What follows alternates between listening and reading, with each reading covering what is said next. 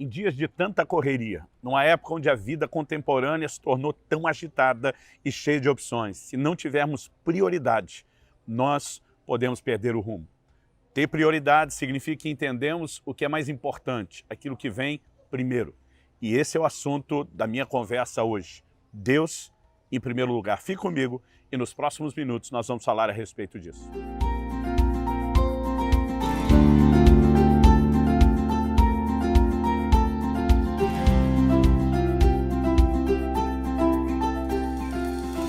Estou hoje na cidade de Morretes, no Paraná, passando para trazer mais uma palavra ao seu coração.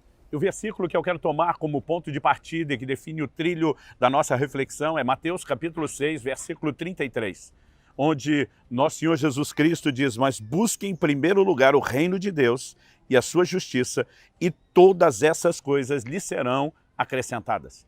Onde Jesus diz, mas busque em primeiro lugar o reino de Deus, obviamente, ele não está dizendo que o reino vem primeiro e que Deus não está nessa lista.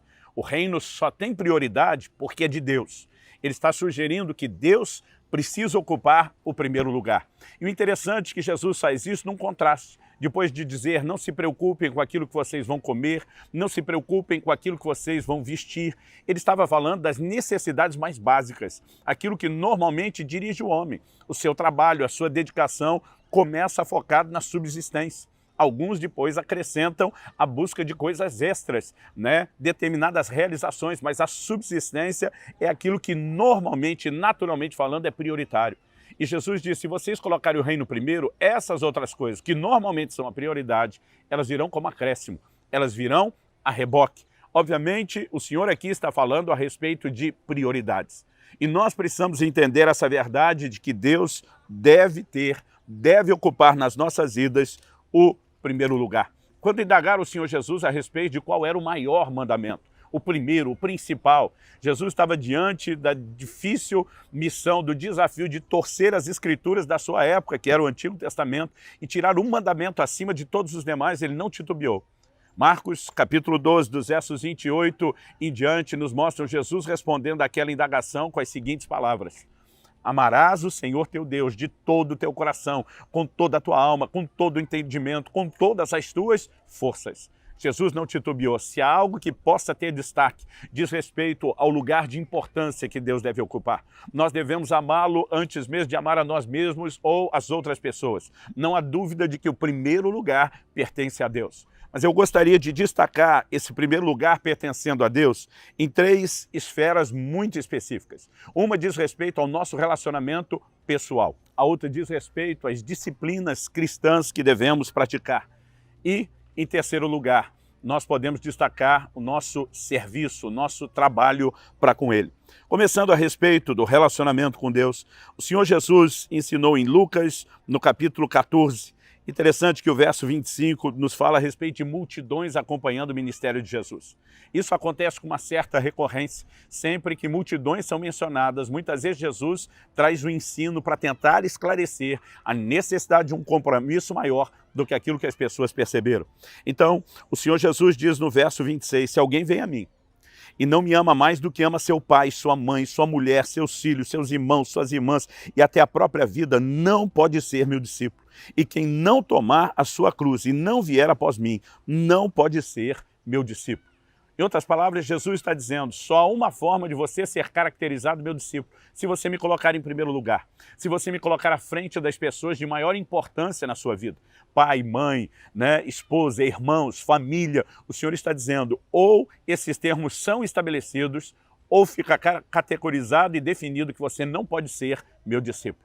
Inclusive, na sequência, o Senhor Jesus apresenta duas alegorias. Ele diz, a partir do verso 28, pois qual de vocês, pretendendo construir uma torre, não se assenta primeiro para calcular a despesa e verificar se tem os meios para concluir, para não acontecer que, tendo lançado os alicerces e não podendo terminar a construção, todos os que a virem zombem dele, dizendo, esse homem começou a construir e não pôde acabar. Em outras palavras, Jesus está dizendo, ninguém se lança ao empreendimento sem primeiro calcular quanto custa.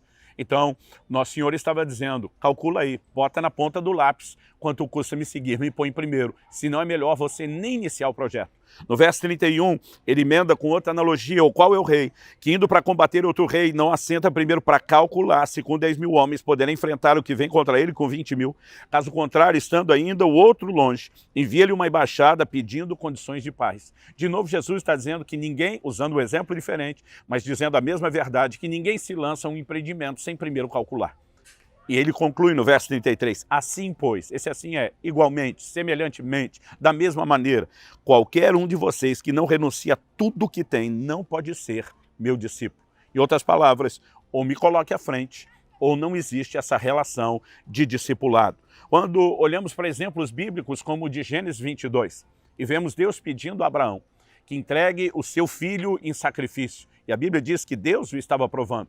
Nós vemos que Abraão se dispôs e no momento em que ia sacrificá-lo, Deus diz, não mate o menino. Basicamente é como se Deus estivesse dizendo, nunca quis o menino, eu só queria o primeiro lugar. Só queria que você não trocasse a mim, o doador, por uma dádiva que eu lhe entreguei.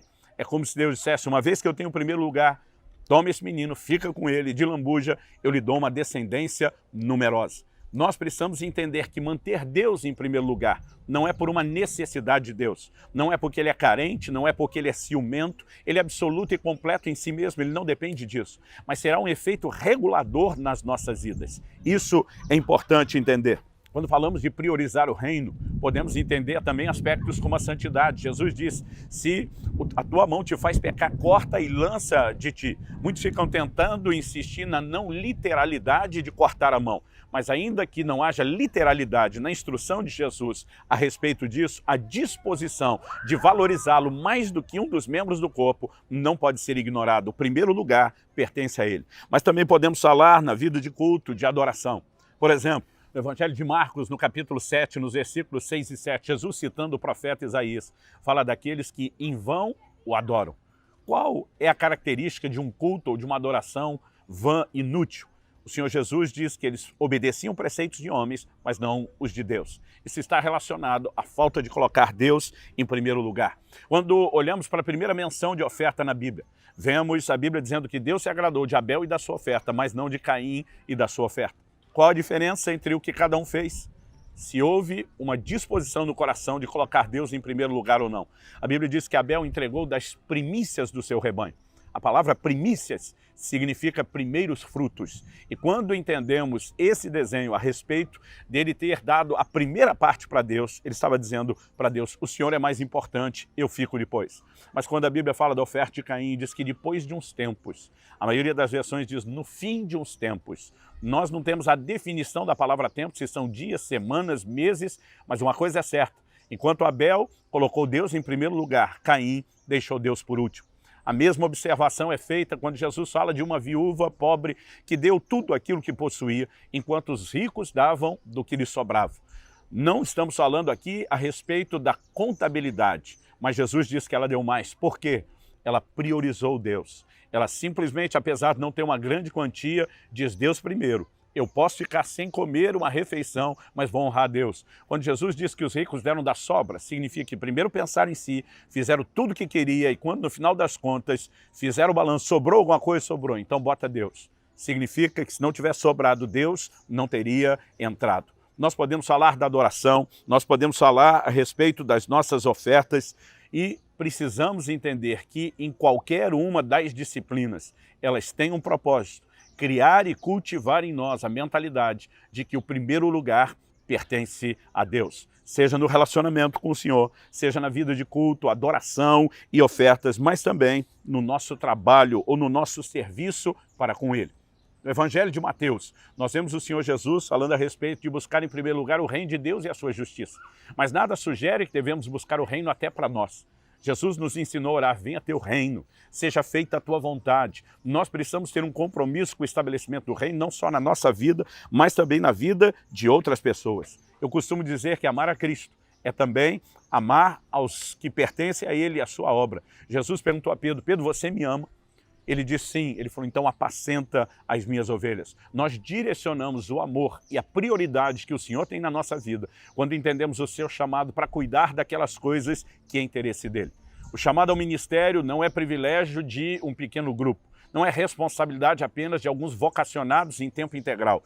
Todos nós temos a responsabilidade de servir. E quando eu olho declarações do apóstolo Paulo, eu fico impressionado em como ele transpirava esse amor, essa paixão pelo reino e Deus em primeiro lugar. Em Atos 20, 24, ele diz: porém, nada considero a minha vida preciosa para mim mesmo, desde que eu complete a minha carreira e o ministério que recebi do Senhor Jesus para testemunhar o evangelho da graça de Deus. Quando ele diz que testemunhar o evangelho da graça de Deus, completar o ministério, era mais importante do que a própria vida, ele nos mostra que colocou o entendimento daquela responsabilidade de serviço acima da própria vida, ou seja, em primeiro lugar, junto com o valor que Deus e o seu reino devem ter.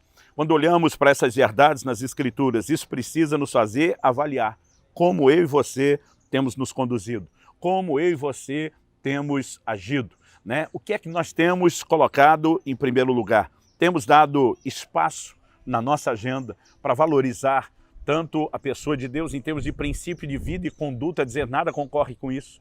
Temos feito isso em relação às nossas disciplinas, ao nosso culto, adoração e oferta, elas refletem isso. Mas também quando olhamos para a questão do serviço, não podemos deixar de fazer a mesma pergunta.